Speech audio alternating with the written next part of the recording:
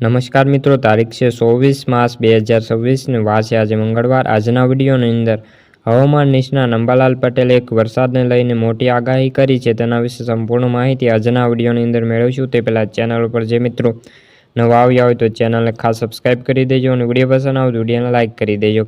તો મિત્રો, હવામાન નિષ્ણાત અંબાલાલ પટેલે તાજેતરમાં આપેલી આગાહી અનુસાર તેમણે જણાવ્યું છે કે માર્ચ મહિનાના અંતિમ દિવસો અને એપ્રિલની શરૂઆતમાં દરમિયાન રાજ્યમાં ફરીવાર માવઠું પડવાની શક્યતાઓ છે। ખાસ કરીને 4 એપ્રિલ રાજ્યના આસપાસના વિસ્તારોની અંદર જે વરસાદી માહોલની પરિસ્થિતિ સર્જાઈ શકે છે, જેના કારણે હવામાનમાં અચાનક જ ફેરફાર જોવા મળવાનો છે।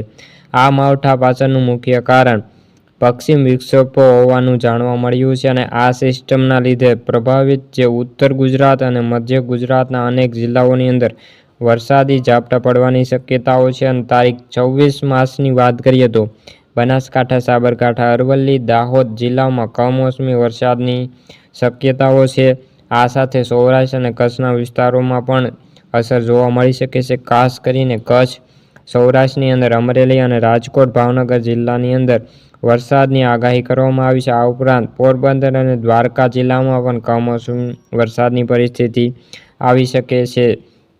આ પરિસ્થિતિને ધ્યાનમાં રાખીને ખેડૂતોને સાવચેત કરવાની સલાહ આપવામાં આવી છે અને પાકને નુકસાનથી કેવી રીતે બચાવાય તેની માટે જરૂરી પગલાં લેવા માટે અંબાલાલ પટેલે કહ્યું છે। અને રાજ્યમાં આવનારા દિવસોની અંદર હવામાનની અસ્થિરતા રહેવાની શક્યતાઓ છે અને લોકો સતર્ક રહેવાનું મહત્વપૂર્ણ બન્યું છે।